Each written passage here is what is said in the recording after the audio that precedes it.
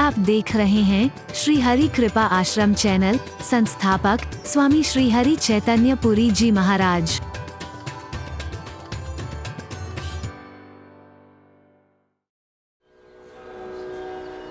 जब मैं देखती हूं किसी भक्त को, जब देखती हूं किसी संत को, मन मयूर नाचने लग जाता है।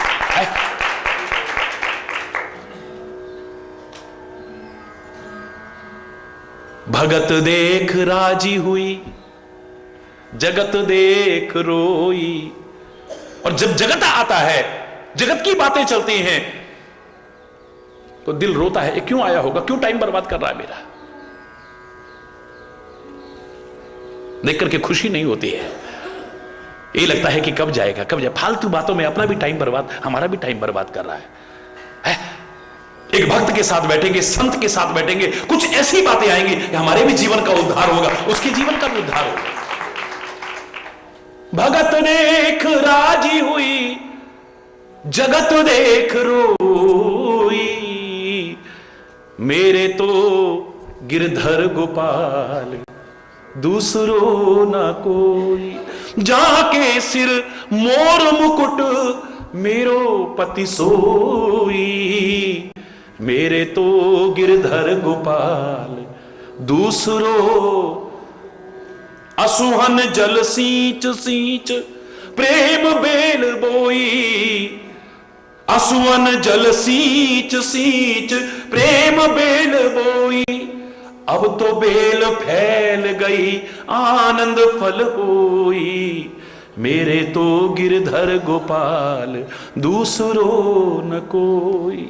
जो पंक्ति में बोलना चाह रहा था, फिर कह रहा हूं। साधु देख राजी हुई, भगत देख राजी हुई, जगत देख।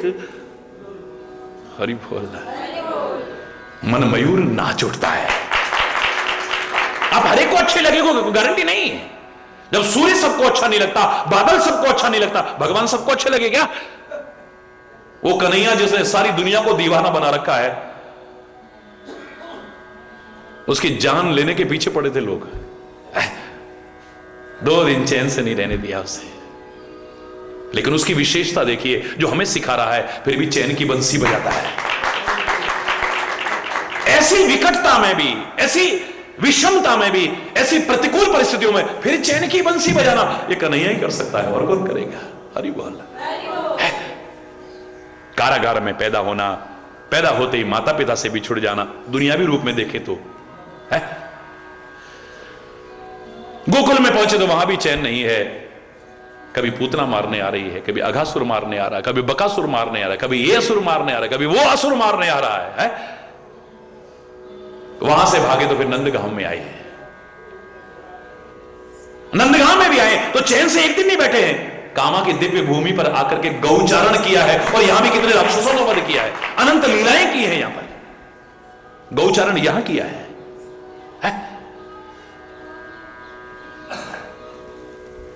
इतना लगाव लोगों से, इतना प्यार, और उसके बाद परसों की कह गए बरसों है गए, लौट के ना आया। हरि बोलना, जोर से बोला ना। वो यहां कन्हैया कन्हैया करते रहे, वो वहां राधा राधा राधा राधा राधा रटता रहा। जीवन को देखिए, अब विश्व से प्रारंभ जीवन।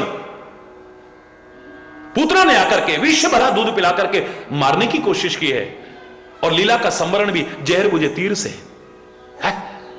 लेकिन इस जहर के बीच में ऐसा अमृत बांटा कि दुनिया आज तक दीवानी है। ऐसा अमृत बांटा है, गीता का अमृत बांटा है, प्यार का अमृत बांटा है, कृपा का अमृत, अमृत ही अमृत दिया है। और खाली उस समय के लोगों को नहीं, उस अमृत को आज भी कोई पान करे या आगे भी करे, जीवन का उद्धार हो जाए। ऐसा अमृत। हरि बोल।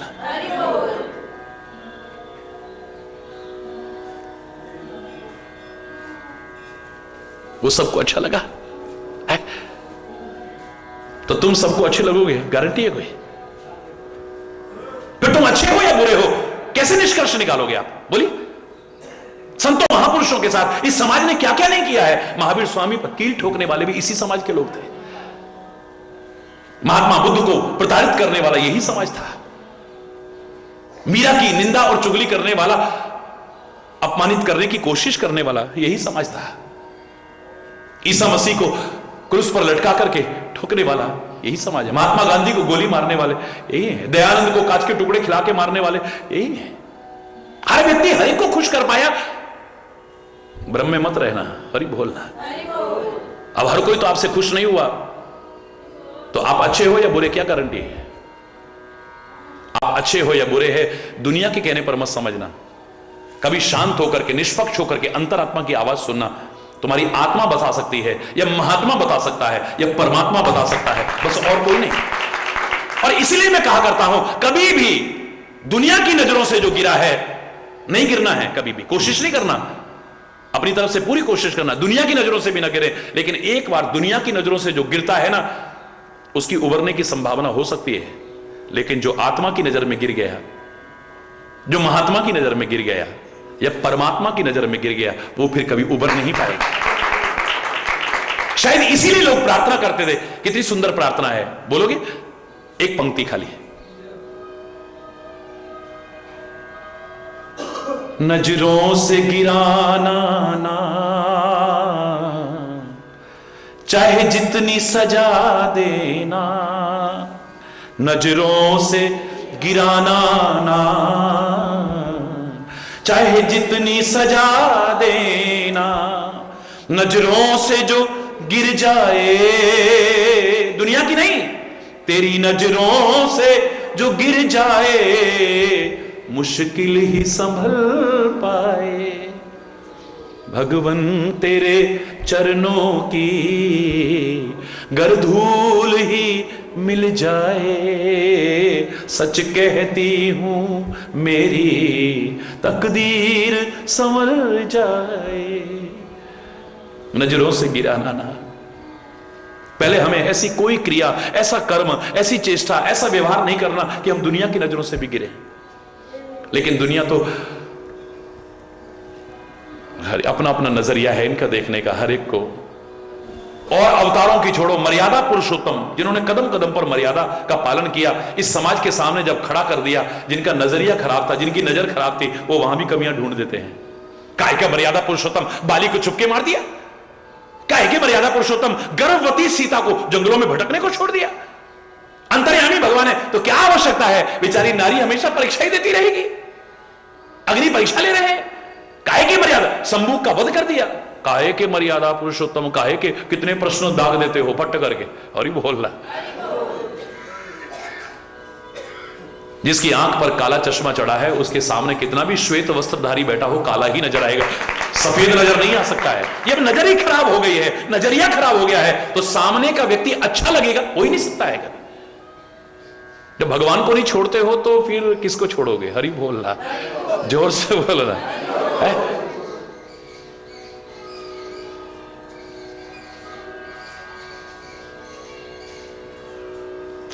कोशिश करो हमसे कोई क्रिया ऐसी ना हो जाए, कोई चेष्टा, कोई व्यवहार, कोई कर्म ऐसा ना हो जाए कि दुनिया की नजरों से गिरे हम। लेकिन दुनिया की अपनी अपनी जरा है, अपना अपना नजरिया है, अपनी अपनी सोच है। ये अच्छे को भी गलत सोच सकती है, गलत को भी अच्छा सोच सकती है।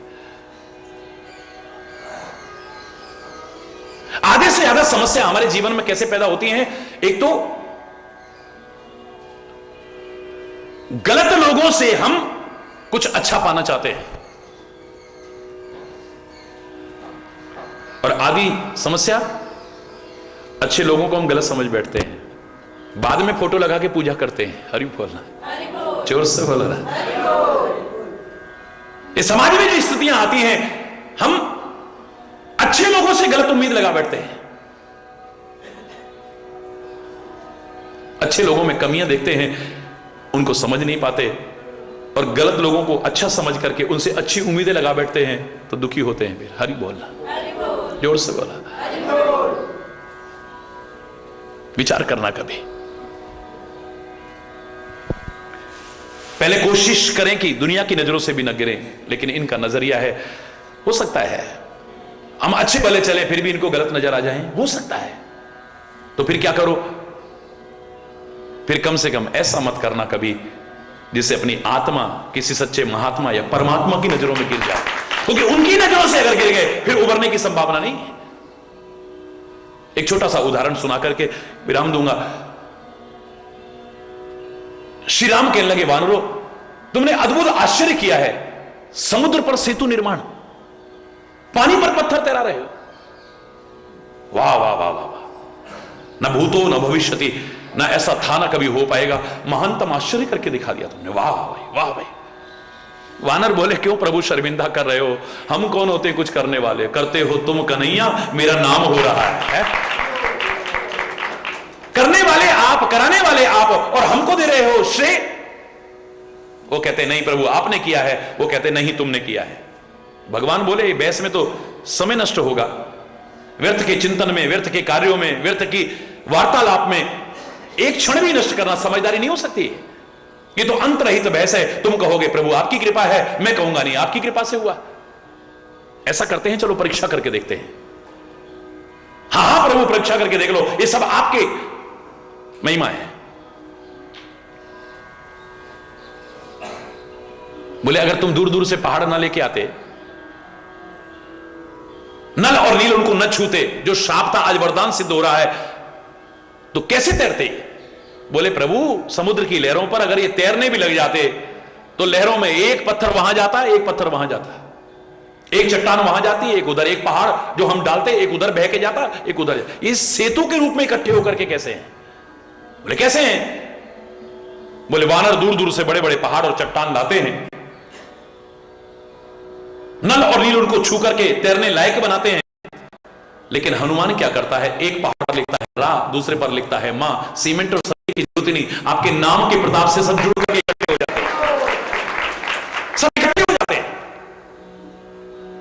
फिर बात शुरू हुई कि आपकी कृपा, वो कहते हैं आपकी कृपा। भगवान कहते हैं चलो परीक्षा करते हैं। प्रत्यक्षम किम प्रमाणम, प्रत्यक्ष को प्रमाण की आवश्यकता नहीं है। हाँ हाँ प्रभु परीक्षा करके देख लो। भगवान एक छोटा सा कंकड़ उठाते हैं, कहते हैं अगर मेरा छोटा सा कंकड़ भी मैं फेंकता हूं, ये तैर गया, तो मैं कहूंगा मेरी शक्ति है। और तुम्हारे फेंके बड़े बड़े पहाड़ और चट्टान भी तैर रहे हैं और मेरा छोटा सा कंकड़ भी डूब गया, इसका तात्पर्य तुम्हारे अंदर शक्ति ज्यादा है। प्रभु करके देख लो। भगवान ने वो छोटा सा कंकड़ फेंका, लेकिन जैसे ही फेंका हाहाकार मच गया। खोदा पहाड़ निकली चुईया। हम इनको भगवान समझ रहे थे, अरे ये तो हमसे भी गए गुजरे हैं, क्योंकि वो पत्थर डूबता ही डूबता चला गया, नीचे ही नीचे जा रहा है। हमारे फेंके बड़े बड़े पहाड़ और चट्टान भी तैर रहे हैं और इनका तो छोटा सा कंकड़ भी डूब गया। खाली हमको ऐसे बना रखा है, भगवान है ये, भगवान है ये, भगवान। ये तो हमसे भी गए गुजरे हैं। हनुमान एक ऊंची सी चट्टान पर खड़े हुए, अरे वानरों अपनी बुद्धि को भ्रमित मत करो। अब क्या देखना है? हमने अपनी आंखों से देखा है, हमारे फेंके बड़े बड़े पहाड़ और चट्टान भी तैरे और इनका एक छोटा सा कंकड़ भी डूब गया। बोले तुम्हारे फेंके बड़े बड़े पहाड़ और चट्टान भी इस सागर में क्यों तैरे और प्रभु का एक छोटा सा कंकड़ भी क्यों डूबा, जानते हो तुम? अब क्या जानना बाकी है? बोले सुन लो, पहले मैं बताता हूं तुम्हें। हनुमान बड़े प्यार से कहते, अरे वानरों, तुम दुनिया वाले जिसे फेंक दोगे ना, छोड़ दोगे ना, ठुकरा दोगे ना, वो तो इस भव सागर में उबर के ऊपर आ सकता है। लेकिन जिसे परमात्मा ही छोड़ देंगे, फेंक देंगे, टुकरा देंगे, वो तो डूबेगा ही, कभी उबरने की संभावना नहीं हो सकती।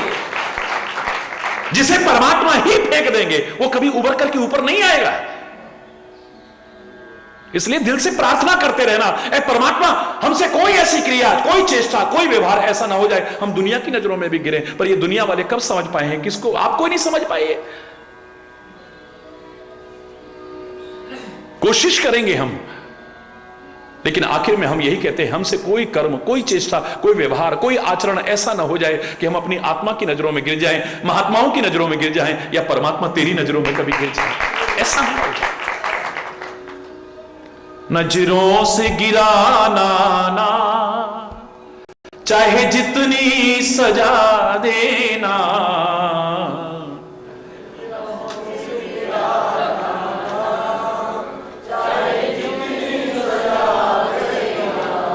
नजरों से जो गिर जाए, दुनिया की नहीं, तेरी नजरों से जो गिर जाए, वो मुश्किल ही संभल पाए। नजरों से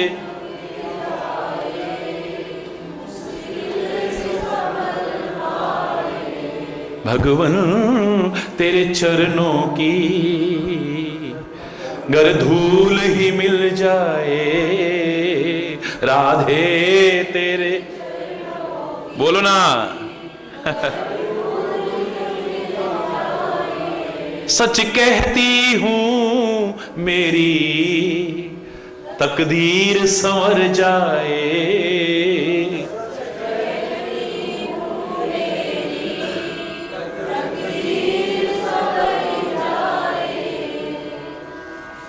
जब हृदय में वैराग्य का बल बढ़ने लगे, सोच लेना तुम मानस रोगों से मुक्त हो रहे हो, बुराइयों से मुक्त हो रहे हो, दोषों से मुक्त हो रहे हो, विकारों से मुक्त हो रहे हो। यही पहचान है बस।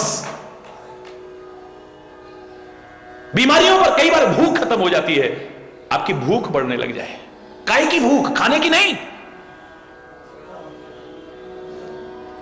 सुमति क्षुधा बाढ़ई नित नई, सुमति की भूख लगे, रोज नई से नई और ज्यादा दिव्यताएं आए मेरे अंदर। धन इतना आ गया तो कहते ना और आ जाए, और आ जाए, और आ जाए। अरे मान सम्मान मिल जाए किसी को, वो कहता और हो जाए, और हो जाए, और हो जाए।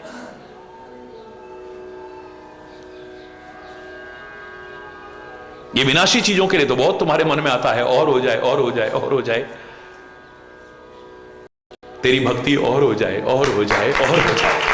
तेरे से प्रेम और हो जाए, और हो जाए। बोलो ना आप, और हो जाए, और हो जाए। हमारे अंदर दिव्यताएं और हो जाए, और हो जाए, और नित्य नई बढ़ती रहे। सुमति की कुमति दूर हो और सुमति की भूख बढ़े। ये भूख कभी मिटे ना, और सुमति हो हमारी, और अच्छी मति बने, और अच्छी मति बने हमारी। समझ लेना कि जीवन धन्य धन्य हो जाए। और भी पहचान है। आज यहीं पर अगर कोई गलत शब्द निकला हो उसके लिए क्षमा चाहता हुआ अपनी वाणी को विराम दूंगा। एक बार जोर से बोलेंगे, धर्म की, अधर्म का, प्राणियों में, विश्व का, गौ माता की, भारत माता की, गंगा माता की, संत समाज की, भारत की देवियों की, भक्त समाज की,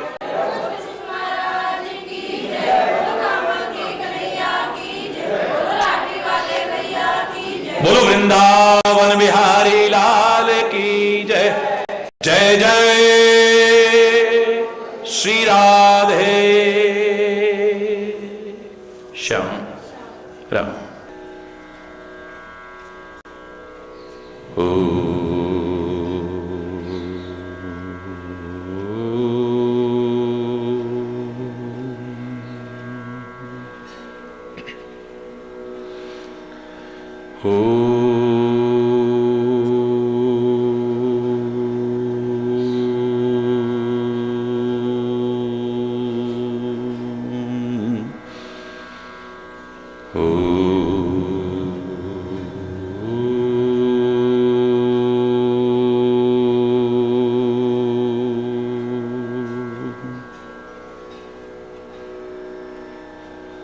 सर्वे भवन्तु सुखिनः, सर्वे सन्तु निरामयः, सर्वे भद्राणि पश्यन्तु मा कश्चित् दुःखभाग् भवेत्।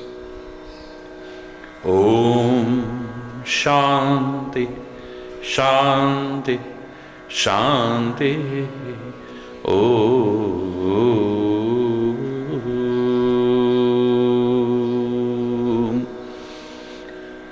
त्वमेव माताश्च पिता त्वमेव, त्वमेव बन्धुश्च सखा त्वमेव, त्वमेव विद्या द्रविणं त्वमेव, त्वमेव सर्वं मम देव देव।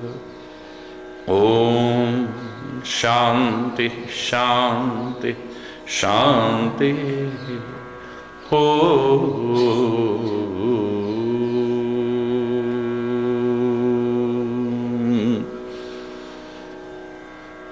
ध्यान मूलम गुरुर्मूर्ति, पूजा मूलम गुरुपदम,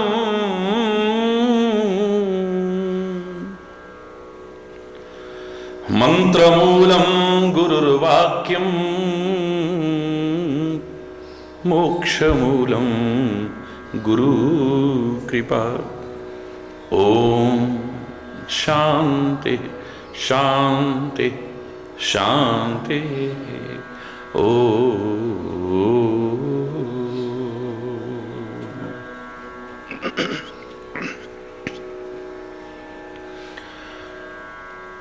दयालु प्रभु हम दया मांगते हैं।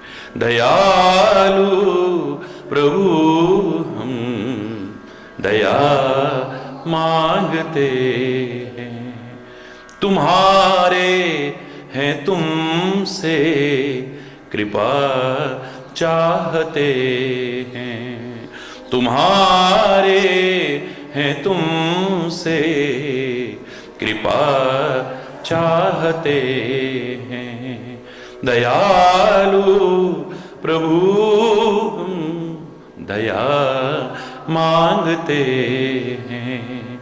दयालु प्रभु हम दया मांगते हैं। तुम्हारे हैं तुमसे कृपा चाहते हैं। तुम्हारे हैं तुमसे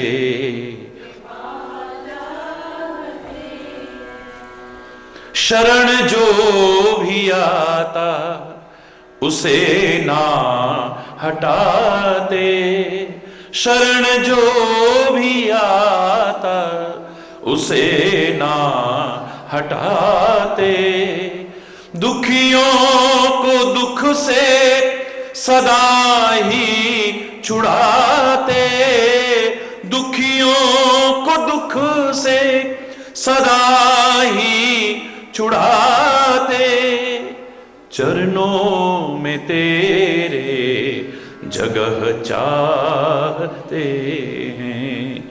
चरणों में तेरे जगह चाहते हैं।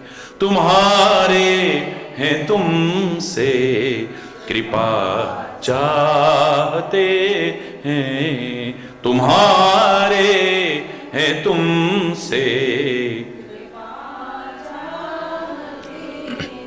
समय हमने खोया जगत में ही सोकर। समय हमने खोया जगत में ही सोकर। शक्ति गंवाई जगत में ही रोकर। शक्ति गंवाई जगत में ही रोकर। शरण चाहते हैं। शरण चाहते हैं। शरण चाहते हैं। शरण चाहते हैं। तुम्हारे हैं तुमसे कृपा। तुम्हारे हैं तुमसे कृपा चाहते हैं। दयालु प्रभु हम दया मांगते हैं। दयालु प्रभु हम दया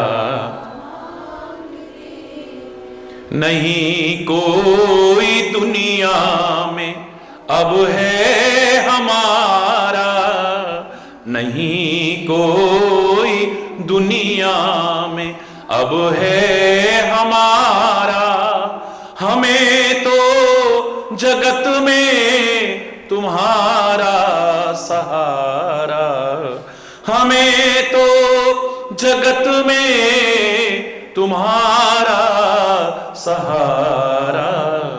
तुम्हें चाहते हैं। तुम्हें चाहते हैं। तुम्हें चाहते हैं। तुम्हें तुम्हारे हैं तुम तुमसे कृपा चाहते हैं, तुम्हारे हैं तुमसे कृपा चाहते हैं।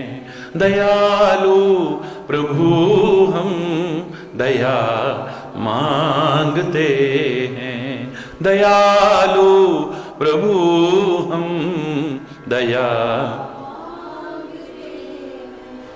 हो जो भी बुराई वो हमसे हटा दो, हो जो भी बुराई वो हमसे हटा दो, हो जो भी विकार मेरे मन के मिटा दो, हो जो भी विकार मेरे मन के मिटा दो।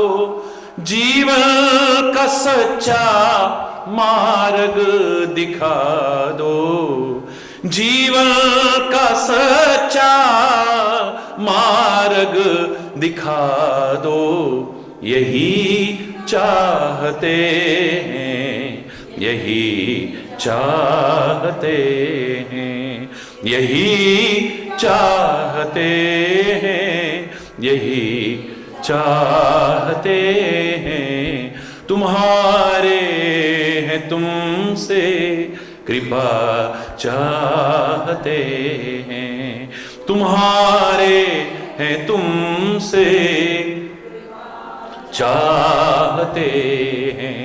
दयालु प्रभु हम दया मांगते हैं, दयालु प्रभु हम दया मांगते।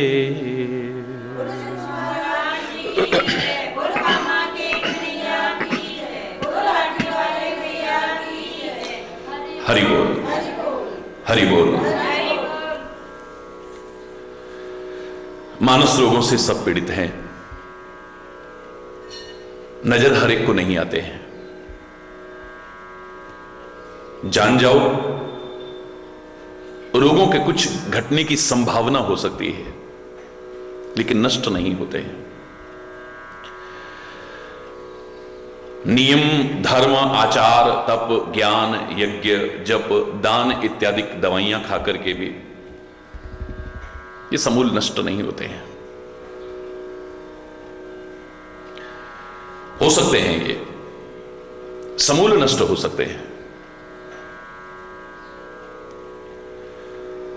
अगर परमात्मा की कृपा से ऐसा संयोग मिल जाए तो। सबसे पहले सद्गुरु मिले, उसके वचनों पर विश्वास हो।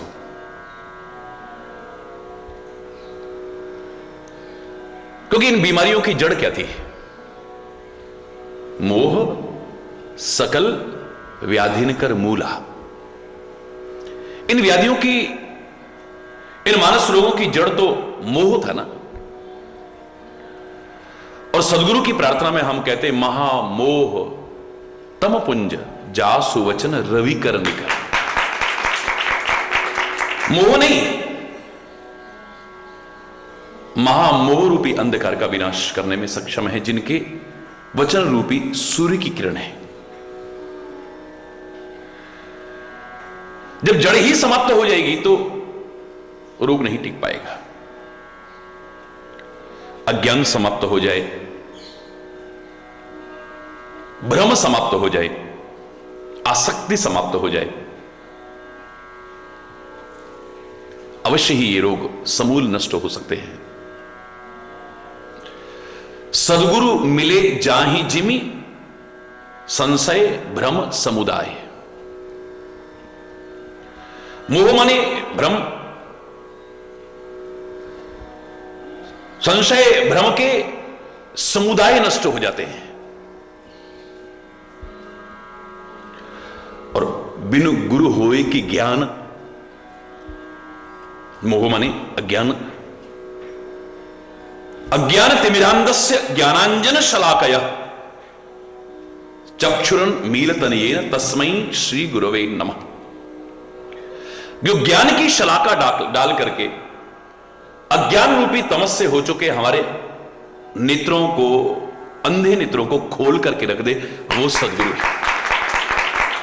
अज्ञान की तमस से जो अंधे हो चुके हैं नेत्र हमारे, ज्ञान की शलाका डाल करके, अंजन डाल करके जो खोल दे, वो सदगुरु। अज्ञान के अंधेरों से जो ज्ञान के उजालों की ओर हमें ले जाए, वो सदगुरु। सदगुरु की कृपा से हमें सत्संग मिलता है। और बड़ा सुंदर आगे एक और जगह उदाहरण इन तीनों मोह के भावार्थ में जुड़ रहा है। बिन सत्संग न हरि कथा, तेहि बिन मोह न भाग। और मोह गए बिन राम पद होय न दृढ़ अनुराग। रघुपति भगति संजीवन मोरी भी आनी है, तो भक्ति प्रेम के बिना स्थिर नहीं रह सकती। और जब तक मोह नष्ट नहीं होता, प्रेम उत्पन्न हो ही नहीं सकता है। होगा भी तो दृढ़ अनुराग उत्पन्न नहीं होगा। जिसे क्रमशः बताया है, जाने बिन न होय परतीति, बिन परतीति होय नहीं प्रीति, प्रीति बिना नहीं भगति दृढ़ाही, जिम खगपति जल के चिकनाई। जैसे जल की चिकनाई ज्यादा देर नहीं रहती है। आपने नहाया अभी और बाल बैठ जाएंगे, चिकने से हो जाएंगे, लेकिन जल की चिकनाई ज्यादा देर नहीं रहती। तेल की चिकनाई ही ज्यादा देर रहेगी। तो एक दूसरे से जुड़ रहे हैं सारे भाव। इन सारी बीमारियों की जड़ थी मोह। मोह सकल व्याधिन कर मूला, तिनते पुनि उपजई बहुशूला। और सदगुरु मिलने का पहला भाव इसलिए रखा है कि उसके मिलने पर मोह नहीं, महामोह भी समूल नष्ट हो जाता है। मोह नहीं, महामोह समूल नष्ट हो जाता है। मोह।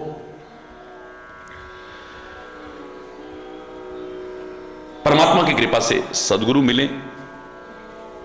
सदगुरु रूपी वैद्य के वचनों पर हमें विश्वास हो, क्योंकि रोगों की दूर करने की बात आई है तो सदगुरु को यहां वैद्य कहा है।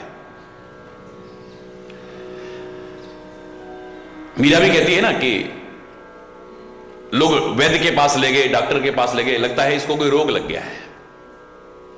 कहती है तेरे वैद्य से मेरा इलाज होने वाला नहीं है, मेरा तो सदगुरु वैद्य मिलेगा तभी उपचार होने वाला है। नवजिया वैद्य क्या देखे, मुझे दिल की बीमारी है। अरे बोल, ये तन की बीमारी नहीं है जो तू ढूंढ रहा है। तो सदगुरु रूपी वैद्य मिले, उनके वचनों पर विश्वास हो। और संयम यह है ना विषय के आशा। दवाई बाद में शुरू किया है, पहले संयम बताया है। जैसे डॉक्टर ने परहेज बता दिया कि देखिए आप इन चीजों को दूर कर दीजिए, इस वजह से आपका रोग है। रोग आ गया है, उसका उपचार बाद में करेंगे, लेकिन जिस वजह से है पहले उस कारण को दूर करो। और उसमें संयम की बहुत आवश्यकता है। वो कहेगा इस तरह से मत रहो, ये मत खाओ, ये मत पियो। आदत पड़ चुकी है, अच्छा तो नहीं लगेगा, लेकिन संयम बहुत जरूरी है। डायबिटिक हो चुका है लेकिन मीठा खाए बिना नहीं रहेगा तो मरेगा फिर।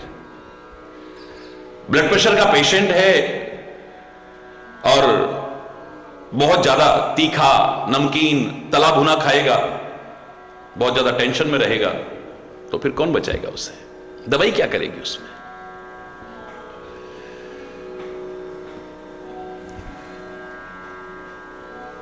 अल्सर हो रहा है और आप तीखी चीजें खा रहे हैं, गरम गरम चीजें खा रहे हैं, तो दवाई उसमें क्या फायदा करेगी? या ठूस ठूस करके खा रहे हैं।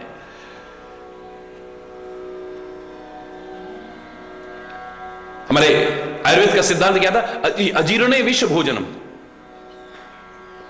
जब अजीर्ण हो जाए तो उस समय आप भोजन करते हो तो विष तुल्य होता है, जितना खाओगे और नुकसान करेगा।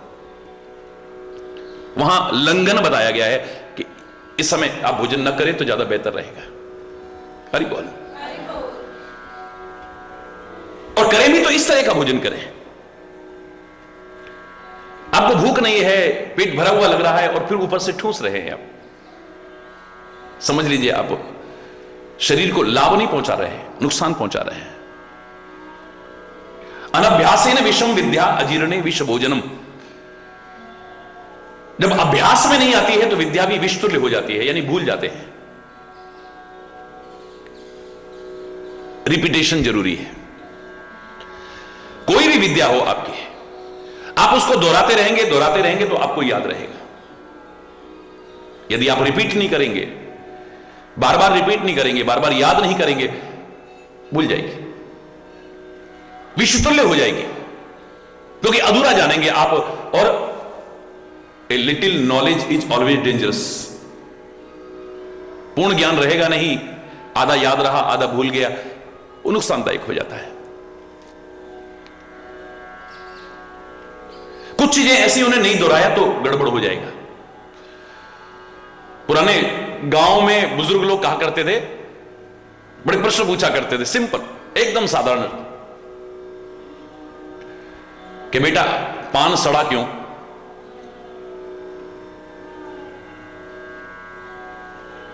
बाटी जली क्यों? और घोड़ा अड़ा क्यों? हरि बोल। तो बच्चे कहते थे हमें दादाजी समझ में नहीं आ रहा। तो दादाजी कहते थे इन सब का उत्तर है फेरी नहीं। रोटी को और बाटी को फेरोगे नहीं तो जल जाएगी। घोड़े को चलाओगे नहीं, एक जगह अड़ रहा तो अड़ जाएगा। हरि बोल। उसको भी फेरने की आवश्यकता है। नहीं कहीं जाना है तो वहीं भी थोड़ा बहुत घुमाओ जरूर उसे। पान के पत्ते को आप देखेंगे, जो पान वाले हैं वो बार बार यूं करते रहते हैं, आवश्यकता नहीं है, लेकिन अगर एक ही जगह पड़ा रहेगा तो वो सड़ जाएगा, गल जाएगा, सड़ जाएगा। पान सड़ा क्यों? वो बोले फेरा नहीं। बाटी जली क्यों? बोले फेरी नहीं। घोड़ा अड़ा क्यों? बोले फेरा नहीं। विद्या भूली क्यों? बोले फेरी नहीं। अरे वो आप अगर उसे याद ही नहीं करेंगे, बार बार रिपीट नहीं करेंगे तो आप भूल जाएंगे। तो शास्त्र का ये एक नीति थी, अनभ्यासेन विषम विद्या अजीर्णे विष भोजनम। विद्या बिना अभ्यास के विषतुल्य हो जाती है। और आप अभ्यास करते रहिए तो करत करत अभ्यास ते जड़मती होत सुजान, रसरी आवत जात पे सिल पर परत निशान। ये practice makes a man perfect. Practice बहुत आवश्यकता है। और इसी के साथ में कहा था अजीर्णे विष भोजनम। अजीर्ण आपको हो रहा है और आप भोजन करोगे उस समय तो आपको विष तुल्य होगा, आपको नुकसान ही करेगा, फायदा नहीं कर सकता है। आपने कारण दूर किया नहीं और दवाई खानी शुरू कर दी। पहले कारण दूर करो, उसकी जड़ को समझो, उस पर आघात शुरू करो, उपचार करो, ठीक हो जाएगा। तो यहां पर सबसे पहले परमात्मा की कृपा से सदगुरु रूपी वैद्य मिले, उनके वचनों पर विश्वास इसीलिए कहा है, मुझे जो लगता है, क्योंकि इन बीमारियों को जिन्हें हम दूर करना चाहते हैं, उन सब बीमारियों की जड़ है मोह सकल व्याधि ने कर मूला। सारी व्याधियों की जड़ है मोह। और सदगुरु के लिए प्रार्थना हमने यही की थी, बंदों गुरुपद कंज कृपा सिंधु नर रूप हरि, महामोह तम पुंज जासु वचन रवि कर निकर। ये मोह नष्ट नहीं करते हैं, महामोह रूपी नष्ट है। उनके मुख से भगवान की कथा भी निकलेगी तो महामोह महिशेष कराला, राम कथा कालिका कराला। महामोह रूपी महिषासुर को मारने के लिए राम कथा कराल कालिका के समान है, काट देगी उसे। हमारे अंदर जो विकार आ गए हैं, ये रोग है, हम रोज आरती में क्या बोलते हैं? काम क्रोध मद मत्सर चोर बड़े भारे, ज्ञान खड़ग ले कर में गुरु सब संघारे। गुरुदेव उसका संहार कर देते हैं।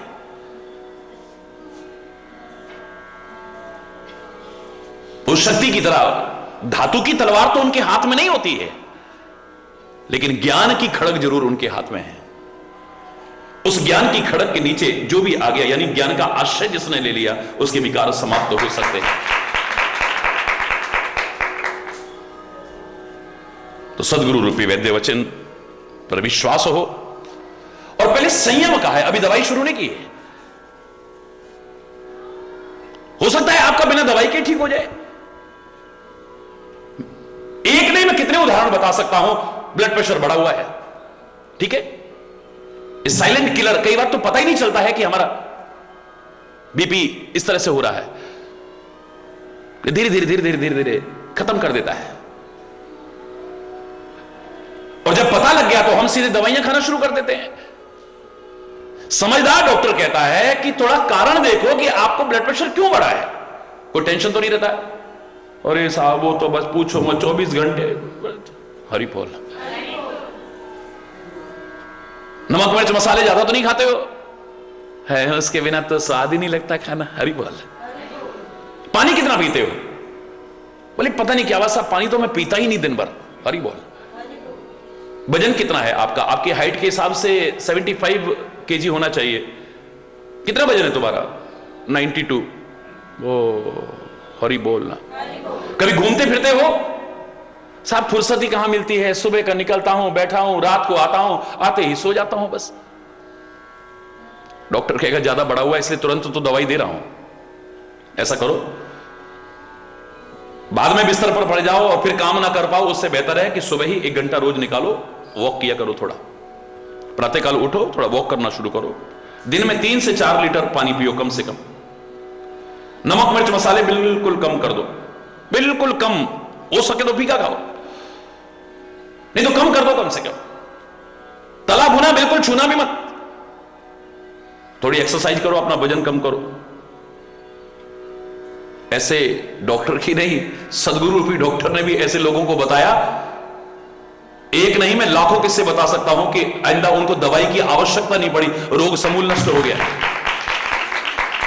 अब बिल्कुल महाराज जी डॉक्टर भी हैरान रह गए। अब चेक करते हैं, हम तो दवाई भी नहीं लेते। थोड़ा आसन करते हैं, थोड़ा प्राणायाम करते हैं, थोड़ा घूमते हैं, खान पान सही कर दिया, पानी खूब पीते हैं, टेंशन करते नहीं, जो होना होगा हो जाएगा। यार हरी बोलना, जोर से बोला। हमारे हैं श्री गुरुदेव, हमें किस बात की चिंता। महाराज जी हकीकत मानिए, जो हमारा दवाइयां खा करके बीपी कंट्रोल नहीं हो रहा था वो अब नॉर्मल रहता है। हरि बोल। देखिए रामायण में कितना चमत्कारिक प्रयोग है ये। सदगुरु रूपी वैद्य मिला है और ऐसा वैद्य तुरंत दवाई पर जोर नहीं देता है।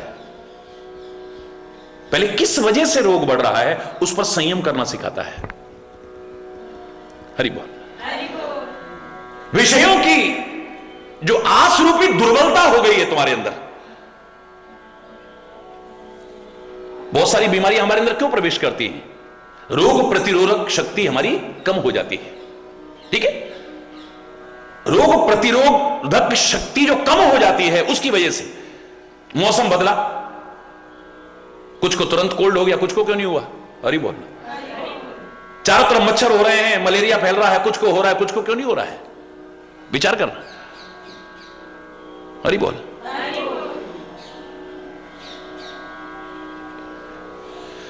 हवा में भी और सारे में विभिन्न प्रकार के कीटाणु हैं, जीवाणु हैं, विषैले। कुछ लोगों पर प्रभाव कर रहे हैं, कुछ पर क्यों नहीं कर रहे हैं? जिनकी रोग से लड़ने की शक्ति कम हो जाती है, जिसे रोग प्रतिरोधक क्षमता कहते हैं, उस पर रोग तुरंत आक्रमण करेगा। याद रखना, 1 सेकंड में पकड़ लेगा उसे। और अगर आप अपनी रोग प्रतिरोधक क्षमता को बढ़ा लें तो बाहर कैसा भी है आपके शरीर पर दुष्प्रभाव नहीं पड़ेगा। अरे ये जो दुर्बलता आ गई है हमारे अंदर, बहुत सारी बीमारियां इसमें, हमारी कमजोरियां हो गई हैं। ये आक्रमण कब करते हैं? एक छोटा सा उदाहरण मैं आपको बताऊं, लेकिन बड़ा महत्वपूर्ण है। हनुमान जी जब सागर में जाते हैं, विभिन्न प्रकार की बाधाएं आई, मैं उसका उल्लेख नहीं कर रहा हूं। निशिचर एक सिंधु महरही, करी माया नभ के खग गहई, जीव जल तुझे गगन उड़ाई, जल विलोक तिनके परछाई, गहई छाह सक सो न उड़ाई, यही विधि सदा गगन चर खाई, सुई छल हनुमान का कीना, तासु कपट कपि तुरतई छीना, ताहि मारी मारुत सुत वीरा, वारिधि पार गयो मति धीरा।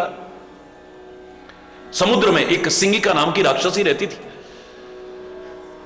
वो क्या करती थी, आकाश में उड़ने वाले जीवों की जो परछाई पड़ती थी सागर में, उस परछाई को पकड़ती थी और वो खिंचा हुआ था तो उसे खा जाती थी। अब देखिए कितना बड़ा विज्ञान था उस जमाने का। आज हम उसे राडार कहते हैं, लाखों वर्ष पहले राडार का वर्णन है हमारे यहां। आज भी शत्रु के विमान की परछाई जो पड़ती है उस पर हम अटैक करते हैं, विमान ध्वस्त हो जाता है। हरि बोल। और उस जमाने में भी क्या था, आकाश में उड़ते हुए जीव की कितनी सी परछाई पड़ेगी, उसको पकड़ना और वो खिंचा हुआ खा जा रहा। विज्ञान के दृष्टिकोण से देखें तो उसी राडार का, उतना विकसित राडार था उस जमाने में। और इसलिए मैं चैलेंज करके कहा करता हूं आजकल के तथाकथित वैज्ञानिकों को और शिक्षकों को भी, जो कह देते हैं ये फलाना आविष्कार उसने किया, फलाना आविष्कार उसने किया, फलाना आविष्कार उसने किया, पाठ्यक्रम में भी हमें पढ़ा देते हैं। मेरा चैलेंज है, कोई प्रूव करके दिखा दे, सिद्ध करके दिखा दे ये आविष्कार हैं। ये जितने भी तुम आविष्कार कहते हो, these all are discoveries not inventions. ये इन्वेंशंस नहीं है, आविष्कार नहीं है, ये तो खोज है। किसी ना किसी रूप में हमारे शास्त्रों में वर्णन मिलता है, सबका विलुप्त हो गए थे, आपने खोज करके दिखाया है बस। हम उस समय पुष्पक विमान कहते थे, तुमने हेलीकॉप्टर बना दिए, कौन सी बड़ी बात कर दी। हरि बोल। प्रक्षेपास्त्र तुमने आज नाम रखा है तो उस जमाने से उस नाम को लेकर के तो रखा है ना। दूसरी कंट्री में आप प्रवेश करते हैं या जो सुरक्षित क्षेत्र हैं, संरक्षित क्षेत्र हैं, उनमें प्रवेश करते हैं, आपकी पूरी चेकिंग होती है, मेटल डिटेक्टर वगैरह से देखते हैं, ठीक है। अब एक बात बताओ, इस मेटल डिटेक्टर का तो उस जमाने में वर्णन है। लंका में घुसने लगे तो लंकिनी नाम की राक्षसी ने हनुमान से कहा, चोर कहां जा रहा है? बोलो, यही तो कहा था, मोर आहार जहां लग चोरा। मेरा आहार कौन है? जितने चोर हैं सब मेरा आहार बनते हैं, मैं छोड़ती नहीं उनको। अरे बोल। क्यों कहा चोर? चोर क्यों कहा? क्योंकि जब हनुमान जी प्रवेश करने लगे, मेटल डिटेक्टर रहा होगा उस जमाने का, उसने ऐसे किया, चाहे कितने भी छोटे बन करके जा रहे थे, पर T T T T T T होने लग गया। पकड़ो पकड़ो, कौन है? क्योंकि सोने की लंका है, उसको डर है कि कहीं सोना चुरा के ना ले जाए कोई। हरि बोल रहा है। तो ऐसे साधन रखे हुए हैं वहां उसने। इनके पास क्या मेटल था? हनुमान जी के पास क्या था? क्या ऐसी धातु थी जो टो बोले लग गई? प्रभु मुद्रिका। हरि बोलना। क्या है? मुद्रिका है। मेले मुख माही, मुंह में छुपा रखी है। लेकिन ऐसे यंत्र थे, जब निकलने लगे तो सायरन बजने लग गया। हरि बोलना। तो विज्ञान कितना विकसित था उस जमाने में, देखिए। मेरे कहने का तात्पर्य क्या है कि वो समुद्र के अंदर राक्षसी, जिसको हमने नाम रखा होगा उस समय का यंत्र, वो क्या करता है? खींचता है, परछाई को पकड़ता है और वो खींचा हुआ आता है, वो खा जाता है। सिंगिका नाम की राक्षसी कहा। हरि बोल। जोर से बोलो, और जोर से बोलो। अब हनुमान जी के साथ भी उसने वही करने की कोशिश की। सोई छल हनुमान कह कीना, तासु कपट कपि तुरत ही चीना, ताही मारी मारुत सुत वीरा, वारिधि पार गयो मति धीरा। वो हनुमान जी को क्या मारती है? हनुमान जी ने उसको मार दिया है। ये परछाई को पकड़ती थी। परछाई का तात्पर्य क्या है? कमजोरी। परछाई का तात्पर्य क्या है? आदमी की जो कमजोरी है, कोई किसी को गिरा नहीं सकता है, अपनी कमजोरियों की वजह से गिरता है आदमी, याद रखना। कोई जो गिराने की कोशिश भी करता है, आदमी की कमजोरी देख करके इसकी कमजोरी क्या है, इसको पकड़ो, और वैसा करके उसे गिराने की कोशिश करते हैं। एक आम आदमी की कमजोरी है, इसके अंदर वासनाएं हैं, इसके अंदर विकार हैं, इसके अंदर काम है, इसके अंदर क्रोध है, इसके अंदर ये है। बड़े बड़े ऋषि मुनियों पर भी इंद्र क्या करता था, देखा गद्दी ना छिन जाए, वो पट अप्सराओं को भेज देता था, हरि बोलना। क्या देगा ये, और कहीं गिरे ना गिरे, पर ये कमजोरी कहीं आ गई तो हरि बोल, 1 सेकंड लगेगा गिराने में।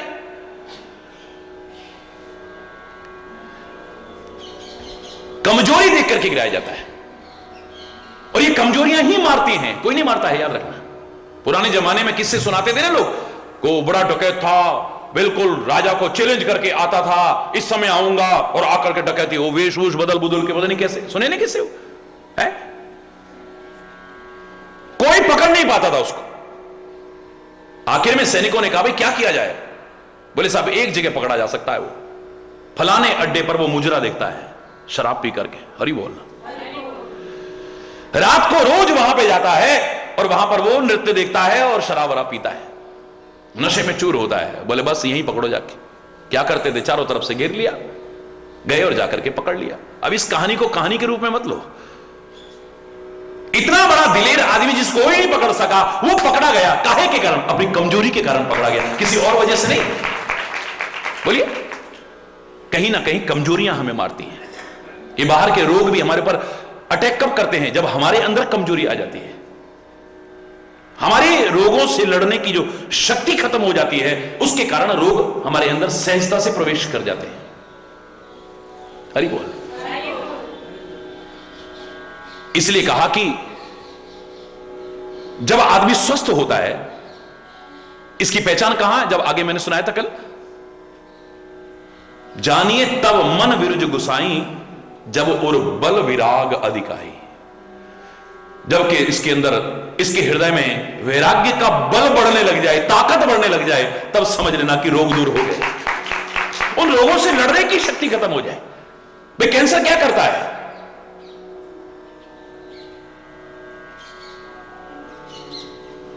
आपके उन सेल्स को नष्ट करना शुरू कर देता है। अरे बोलना, कमजोर हो जाता है, लड़ने की शक्ति खत्म। विभिन्न प्रकार के रोगों में भी हम देखें तो यही तो होता है, और क्या होगा,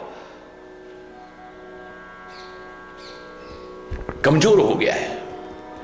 मैंने कहा था शारीरिक बल भी होना चाहिए, लेकिन शारीरिक बल अगर आपके अंदर एक बार ना हुआ ना तो चल सकता है, अगर आपका मनोबल मजबूत है, आपका आत्मबल मजबूत है, आपका आत्मविश्वास अगर मजबूत है तो चलेगा।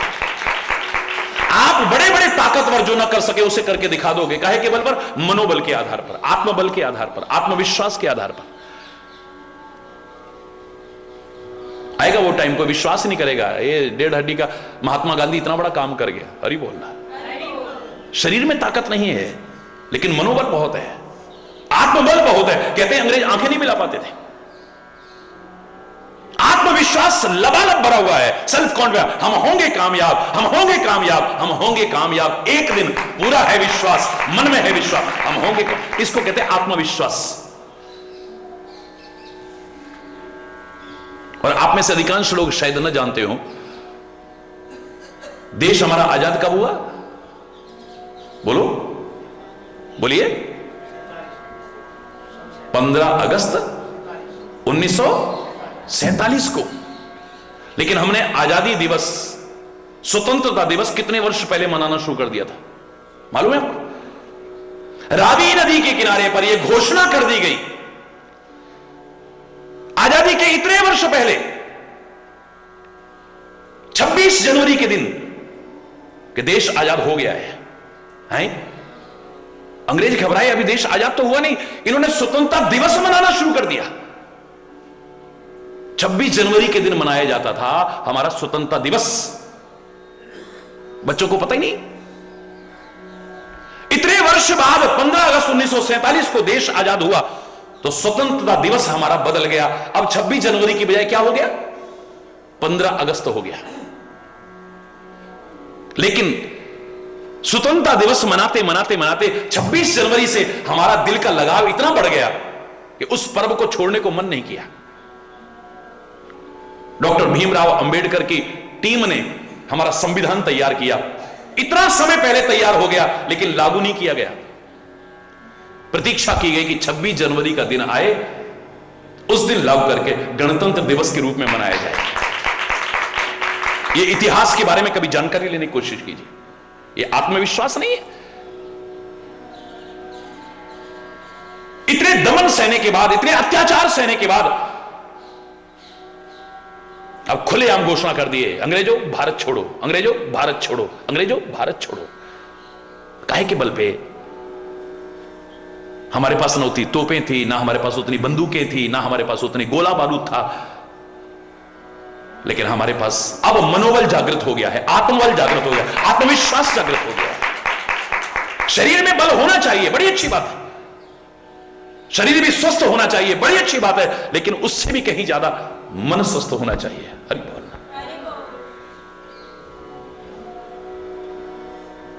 हमारे अंदर मनोबल कमजोर ना हो जाए, हमारा आत्मबल कमजोर ना हो जाए, हमारा आत्मविश्वास कमजोर। हम असंभव को संभव करके दिखा सकते हैं, कठिन को सरल करके सकते। याद करो मैंने क्या कहा था, महाराणा प्रताप के पास कुछ नहीं बचा है। राज्य खत्म, सेना खत्म, अस्त्र शस्त्र खत्म, पैसा खत्म, सब साधन खत्म, जंगलों में भटक रहे हैं, यहां तक कि खाने के लिए भी नहीं है।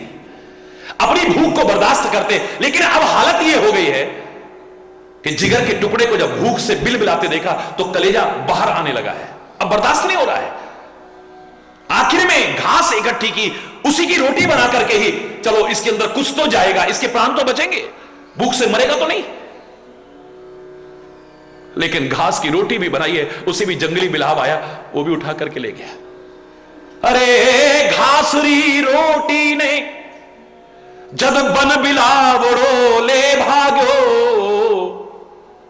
नन्नो सो अमरो बिलख पड़ो। अरे बोलना, छोटा सा बच्चा बिलख पड़ा है भूख के मारे, वो भी नहीं बची है, वो भी चला गया, कुछ नहीं बचा है महाराणा प्रताप के पास। लेकिन बचा है तो मनोबल बचा है, आत्मबल बचा है, आत्मविश्वास बचा है, अभी भी कुछ कर गुजरने की चाह है और करके दिखाया। बड़े बड़े साधन संपन्न जो न कर सके, महाराणा प्रताप को इतिहास भूल नहीं सकता, उन्होंने वो करके दिखाया है। काहे के बल पे? गुरु गोविंद सिंह जी महाराज के पास कोई सेना नहीं बची, गिने चुने लोग हैं उनके पास, अस्त्र शस्त्र भी खत्म हो गए, पैसा भी खत्म हो, जंगलों में है। और मुगलों की सेना ने जो आक्रमण किया है, इन महापुरुषों का ऋण भारतवर्ष कभी चुका नहीं सकता है, ऋणी हैं हम इनके। जो इन्होंने हमें दिया है, हम लाख जन्म लेकर के भी इनका कर्जा नहीं चुका सकते हैं। कुछ नहीं बचा है, जिगर के टुकड़े तक दीवारों में चिनवा दिए गए, जिंदा चिनवा दिए गए हैं, कुछ नहीं बचा। गिने चुने सैनिकों के साथ जंगलों में है, कुछ न बचा हो, लेकिन मनोबल है अभी, आत्मबल है, आत्मविश्वास है अभी, कितना तगड़ा है। उनके शब्द बता रहे हैं, 1.25 लाख ते एक लड़ाऊं, चिड़ियन ते में बाज लड़ाऊं, तब गुरु गोविंद सिंह नाम धरा। चिड़ियों से बाज को लड़ा करके दिखा दूंगा मैं, 1.25 लाख से एक एक को लड़ा के दिखाऊं, तब मेरा नाम गुरु गोविंद सिंह है। और करके दिखाया है, गिनी चुनी सेना के साथ में, मुगलों की अपार सेना के साथ युद्ध किया और उनको भागने पर मजबूर कर दिया है। क्या बात है, हरि बोल। ताकत आ जाती है ना तो कमजोरियां दूर होने लगती हैं। हरि बोल। चाहे वो तन की हो या मन की हो, और जब कमजोरी दूर हो जाती है ना, ताकत आने लगती है, तो फिर रोग जल्दी से आक्रमण, बोलो, कमजोर आदमी पे ही ज्यादा करते हैं। बुढ़ापे को ज्यादा रोगों का घर क्यों का है? वैसे तो शरीर ही व्याधि का घर है, लेकिन वृद्धावस्था में क्यों इतना ज्यादा? क्योंकि शरीर अशक्त होता जा रहा है, कमजोर होता जा रहा है। जिस चीज का इलाज अभी ऑपरेशन वगैरह करके जवान व्यक्ति का कर सकते थे, नहीं भाई देखो अभी इसका ऑपरेशन कराना कोई फायदा, देखिए अब पता नहीं ये बर्दाश्त कर सके ना, हरी बोलना। डॉक्टर भी जहां तक होता है प्रयास करता है, लेकिन जब ऐसा देखता है तो हाथ जोड़ देता है। फिर